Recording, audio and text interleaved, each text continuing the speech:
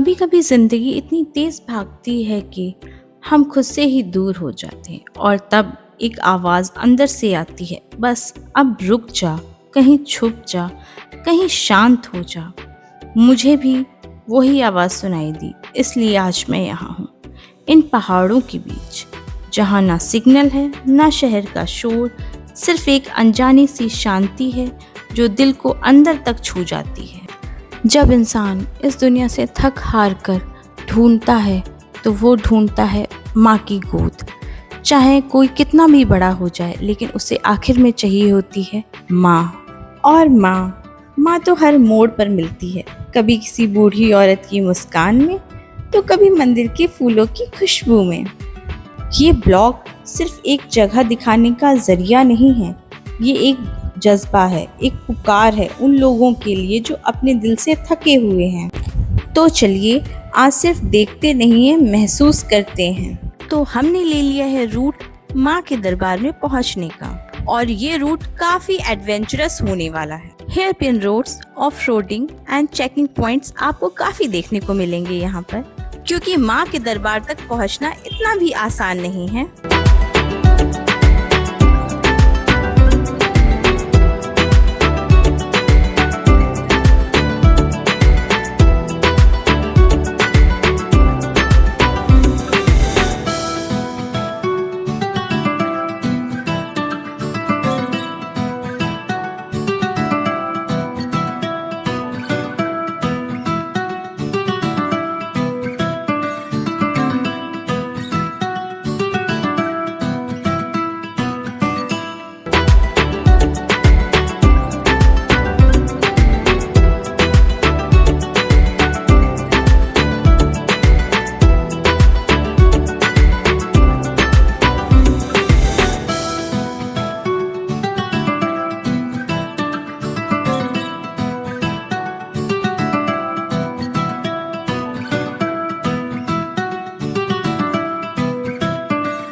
एक ऐसा मंदिर जो उत्तराखंड की पहाड़ियों पर बसा है, तो ये ब्लॉग होने वाला है काफी स्पिरिचुअल। तो हम अपने 2 व्हीलर के साथ पहुंच चुके हैं माँ के दरबार में। जैसा कि आपको पिछले ब्लॉग में बताया था कि टनकपुर से माँ पूर्णागिरि धाम की जो दूरी है वो है लगभग 20 किलोमीटर की। आप इस यात्रा को भक्ति, थकान और श्रद्धा का फुल मिक्सचर मान सकते हैं।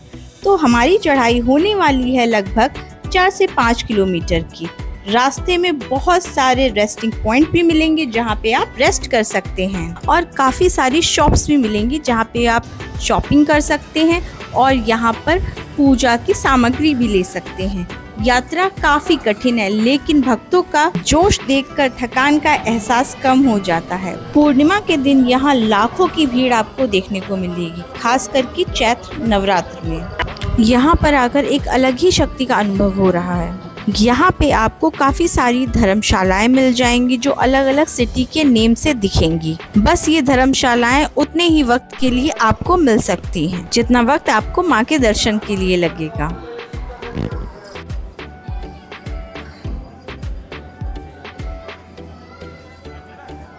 यहाँ पे रास्ते में आपको सुंदर सुंदर झांकियाँ भी देखने को मिल जाएंगी।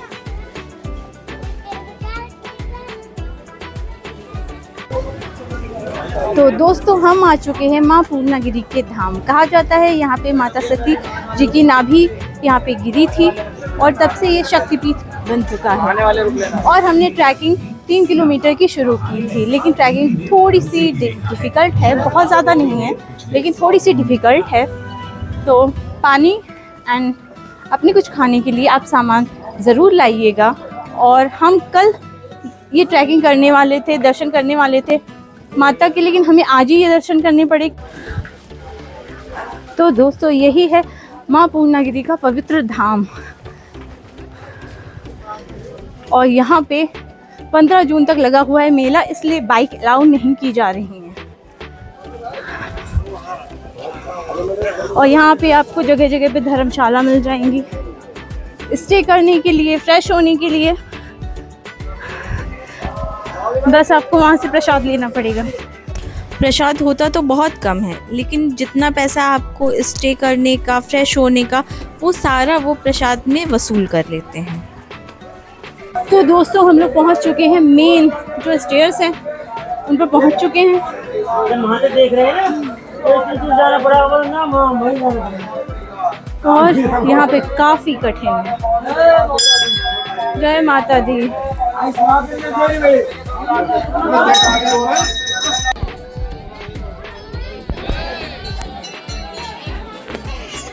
और ये है माँ पूर्णागिरि धाम का टॉप व्यू।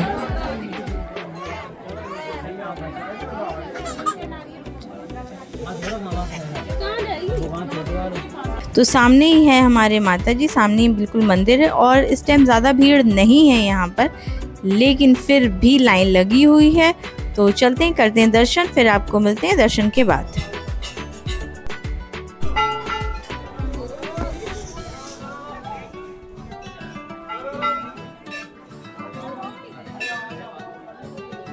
तो हो चुके हैं माता जी के दर्शन और अब हम कर रहे हैं वापसी। लेकिन वापसी करने से पहले हमें रास्ते में भैरवनाथ बाबा और झूटे का मंदिर भी देखने को मिलेगा। ये दोनों मंदिरों का भी अपना एक अलग महत्व है।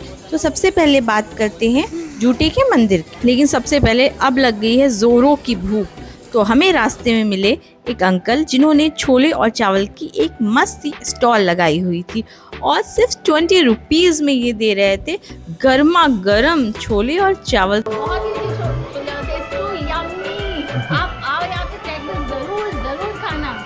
पेट पूजा के बाद चलते हैं एक दिलचस्प स्थल पर। तो ये है आस्था का प्रतीक झूटे का मंदिर। यहाँ झूठा प्रसाद यानी किसी और भक्त द्वारा छोड़ा गया प्रसाद प्रसादी के रूप में चढ़ाया जाता है। थोड़ा अजीब लगता है सुनने में, लेकिन इस मंदिर के पीछे भक्ति का एक अलग ही पार्ट छुपा है कि माँ सबको स्वीकार लेती हैं, चाहे हम जैसे भी प्रसाद लाएं। तो अब हम चल रहे हैं फाइनली भैरवनाथ जी के मंदिर में और ये हैं बाबा भैरवनाथ। जय भैरवनाथ बाबा। तो कहा जाता है माँ के दरबार के रक्षक हैं भैरवनाथ। यात्रा की सुरक्षा और सिद्धि के लिए लोग यहाँ आशीर्वाद लेते हैं। तो इसी के साथ हमारी माँ पूर्णागिरि धाम की यात्रा हुई पूरी। यहाँ आने से एक अलग ही अनुभव मिला।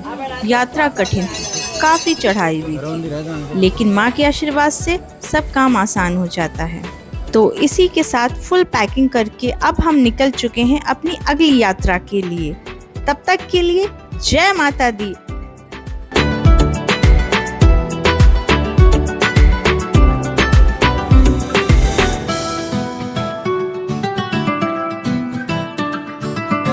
हमें रास्ते में लौटते वक्त दिखा माँ का दरबार, जो हमने रास्ते से ही उनकी लाइट्स को कैप्चर किया। और उसके बाद अब हम निकल गए हैं नेक्स्ट डेस्टिनेशन के लिए, जो है हमारी धारचूला। यहाँ से धारचूला लगभग पड़ेगा 250 किलोमीटर। तो रास्तों से अनजान हम निकल चुके हैं अपने अगले सफर के लिए। और हम पूर्णागिरि धाम क्यों नहीं रुके, इसका हम आपको रीजन बताएंगे अपने नेक्स्ट ब्लॉग में। तब तक के लिए जय माता दी, हर हर महादेव।